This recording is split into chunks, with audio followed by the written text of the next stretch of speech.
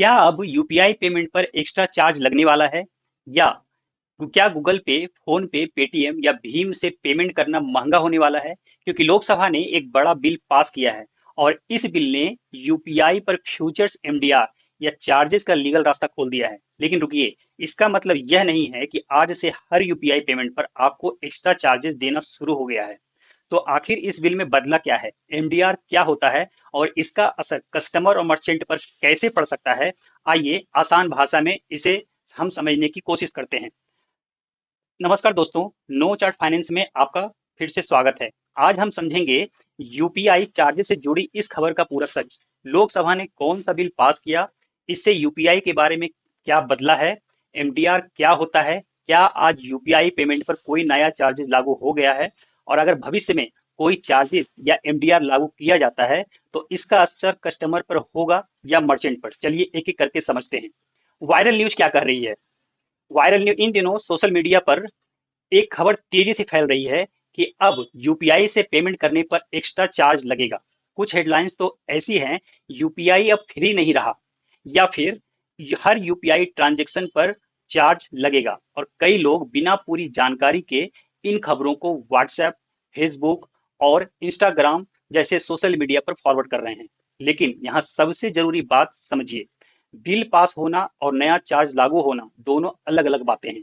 सिर्फ bill pass होने का मतलब यह नहीं कि आज से हर यूपीआई ट्रांजैक्शन पर कस्टमर से फी लेना शुरू हो गया है। तो फिर बिल में असल में हुआ क्या? लोकसभा ने क्या पास किया? लोकसभा ने taxation and other laws amendment bill 2026 pass किया है। इसमें payment and settlement system act 2007 से जुड़े प्रावधानों में बदलाव शामिल है। इस बदलाव का एक महत्वपूर्ण हिस्सा इलेक्ट्रॉनिक पेमेंट मोड्स पर फ्यूचर चार्ज एमडीआर के लिए लीगल फ्रेमवर्क से जुड़ा है। अब इसे बहुत आसान भाषा में समझिए। इसका मतलब यह नहीं है कि आज से हर यूपीआई पेमेंट पर चार्ज लग गया, बल्कि इससे सरकार के पास आगे चलकर कुछ नोटिफाइड इलेक्ट्रॉनिक पेमेंट मोड्स पर चार्जेस या एमडीआर से संबंधित व्यवस्था बनाने का कानूनी रास्ता मौजूद रहेगा। लेकिन एक्चुअल चार्जेस किस ट्रांजेक्शन पर लगेगा, कितना लगेगा और कौन इसका भुगतान करेगा, ये सब आगे की नोटिफिकेशंस, रूल्स और पॉलिसी डिसीजंस पर निर्भर करेगा। इसलिए अगर कोई कहता है आज से हर यूपीआई पेमेंट पर कस्टमर को एक्स्ट्रा चार्ज देना पड़ेगा, तो यह कहना सही नहीं है। अब समझते हैं एमडीआर क्या होता है।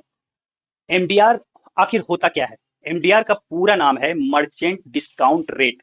यानी सरल भाषा में अगर इसे समझने की हम कोशिश करें तो यह डिजिटल पेमेंट ट्रांजेक्शन को प्रोसेस करने से जुड़ा एक चार्ज या फी स्ट्रक्चर है।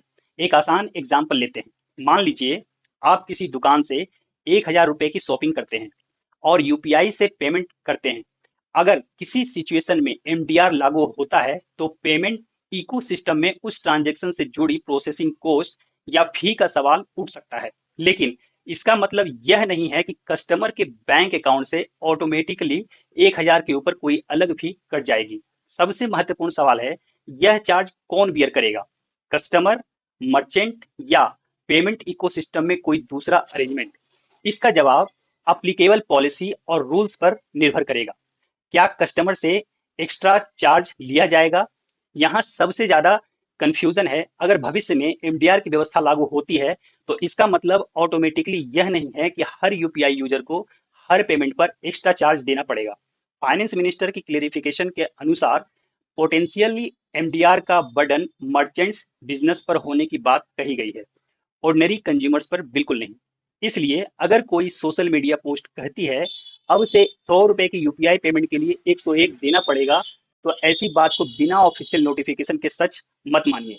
हाँ, फ्यूचर में पॉलिसी बदल सकती है, लेकिन उस समय कौन पे करेगा, कितना पे करेगा और किन ट्रांजेक्शन पर लागू होगा, यह ऑफिशियल रूल्स और नोटिफिकेशन से ही तय होगा। अभी आपको क्या करना चाहिए?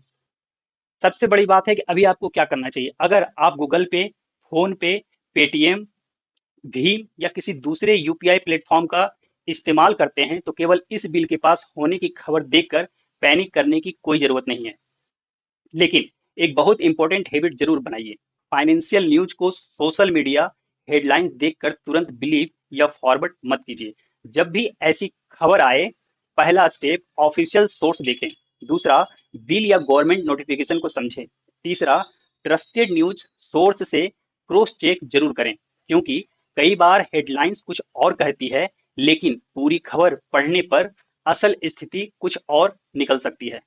सबसे बड़ी सीख क्या है? इस पूरी खबर से सबसे बड़ी लर्निंग क्या है? इस खबर से सबसे बड़ी लर्निंग है, bill pass, charge immediately applied, और एमडीआर ऑटोमेटिकली कस्टमर फी, और सबसे important, future policy details matter.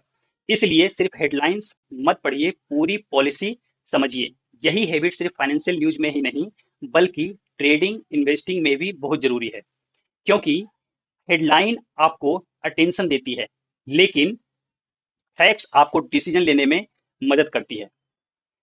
तो अब आपको पता है यूपीआई पर हर ट्रांजेक्शन के लिए आज से कोई ब्लैंकेट एक्स्ट्रा कस्टमर चार्ज लागू होने की बात सही नहीं है। हाँ, लोकसभा में पास हुए बिल ने फ्यूचर चार्जेस एमडीआर के लिए लीगल फ्रेमवर्क से जुड़ा रास्ता बनाया है, लेकिन एक्चुअल इम्प्लीमेंटेशन उसकी कंडीशन में और किस पर कितना असर होगा, इसके लिए आगे की ऑफिशियल नोटिफिकेशंस और रूल्स देखना जरूरी है। अगर आप चाहते हैं कि मैं अगली वीडियो एमडीआर और यूपीआई पेमेंट सिस्टम को एनिमेशन और प्रैक्टिकल एग्जांपल्स के साथ आसान तरीके से समझाऊं, तो कमेंट में लिखिए यूपीआई। लाइक कीजिए, शेयर कीजिए और नो चार्ट फाइनेंस को अभी